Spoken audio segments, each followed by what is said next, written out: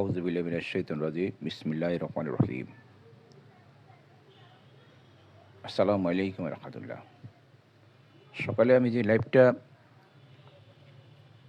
যা বক্তব্য দিয়েছি তা ইন্টারাপ্ট হচ্ছে, ভাইব্রেশন হইছে, অনেকে হয়তো বুঝতে পারেন নাই। যাই হোক, এখনকার আমার আলোচনার বিষয় হইল খলিফা। একেবারে ছোট্ট করে বলবো, খলিফা। খলিফা কি? আল্লাহ পাক যখন বললেন আমি আমার খলিফা নিয়োগ করব, খলিফাদের কাজ কি? খলিফাদের কাজ কি ধর্ম প্রচার করা, বা শুধুই কি ধর্ম প্রচার করা? আল্লাহ পাকের খলিফা, আল্লাহ পাকের খলিফা বলতে আমি যা বোঝাচ্ছি এখানে সেটা হলো আল্লাহ পাকের যে প্রশংসা এবং তিনার যে রূপ আছে, গুণ আছে, সেগুলো প্রকাশ করা। আল্লাহ পাকের অজস্র গুণ আছে, অজস্র রূপ আছে, অজস্র কুদরত আছে, যেটা আমরা আল্লাহ পাকের সিফাতে পাওয়া যায়। লক্ষ লক্ষ কোটি কোটি গুণাগুণ আছে, লক্ষ কোটি কোটি কোটি জাতিগুণ, সিফাতি গুণ আছে। সেগুলা অ্যাক্ট করা, সেটা অ্যাক্ট করা, আল্লাহর হইয়া সেটা মঞ্চস্থ করা, আল্লাহকে। আল্লাহ এই যে একটা হাদিসে কুরসির মাঝে যে জিনিসটা আল্লাহ পাক বললেন যে আমি ছিলাম গুপ্ত ধন ভাণ্ডার, আমার ইচ্ছা হইল ভালোবাসিলাম প্রকাশিতে। তা কি প্রকাশিলেন? প্রকাশিলেন আল্লাহ পাকের জাত এবং সিফাত। প্রথমত জাত প্রকাশ করলেন, মূলত প্রকাশ জাতি করলেন। এখন গুপ্ত জিনিস প্রকাশ করবেন কিসের মাধ্যমে? নূরের মাধ্যমে। সেই নূর সৃষ্টি করলেন, নূরে মোহাম্মদ। এটা চলমান কথাবার্তা। এই কথাবার্তার আপনারা অনেক শুনছেন, এখানে যে অনেক বিভ্রান্তিকর কথাবার্তা আছে। আমি যে কথাটা বলতে চাই সেটা হলো আল্লাহর গুণাগুণ প্রকাশ করা খলিফার মাধ্যমে। যদিও উদাহরণ চলে না, তারপরে একটা ছোট্ট একটা উদাহরণ দিই। মনে করেন সিরাজদৌলার যে গুণাগুণগুলি আছে, সিরাজদৌলার যে ঘটনাগুলি আছে, এটা মঞ্চস্থ হবে। এটা অন্যভাবে নেবেন না। এটা ফেসবুকের মতনই আমি বক্তব্য রাখছি।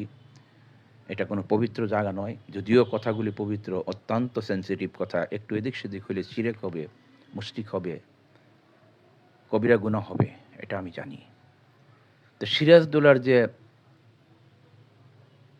চরিত্রটা প্রতিনিধিত্ব করবেন সিরাজদৌলা নাটকের মাঝে, আমরা দেখেছি সেটা করেছেন আনোয়ার হোসেন।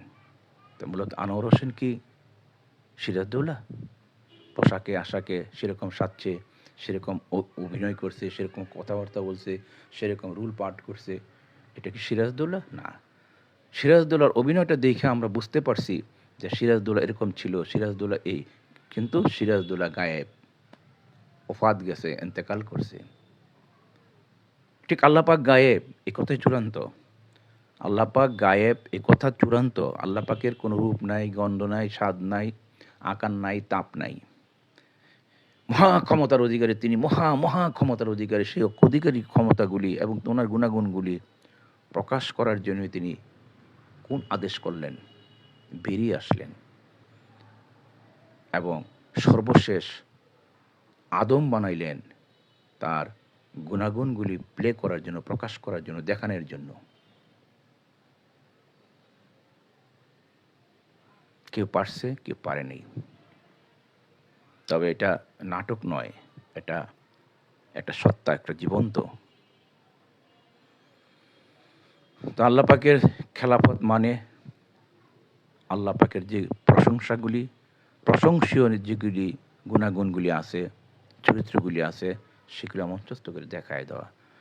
এটা হলো আমার সকালের যে বক্তব্য ছিল, বয়ান ছিল, তার অংশ বিশেষ।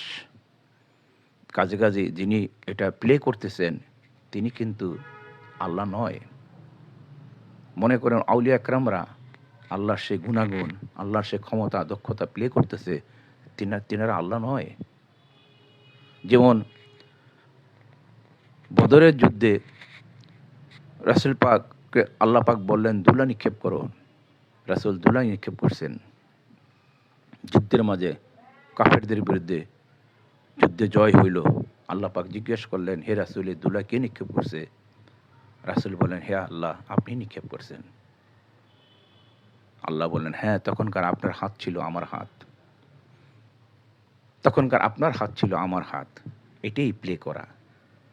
পরিশুদ্ধ আত্মা, পরিশুদ্ধ পবিত্র আত্মা, পবিত্র শরীর ছাড়া আল্লাহ পাকের প্রতিনিধিত্ব করা যায় না। আল্লাহ পাকের প্রতিনিধিত্ব করতে হলে আপনাকে পবিত্র দেহ লাগবে, পবিত্র লতিফা, ৩৩ কোটি লতিফার পবিত্রতা লাগবে। তাহলে আল্লাহ পাকের যে রূপগুণ আপনার মাধ্যমে প্রকাশ পাবে, তথা আপনি আল্লাহ পাকের খলিফা। তাই বলে আপনি আল্লাহ নন। আসসালামু আলাইকুম রহমতুল্লাহ।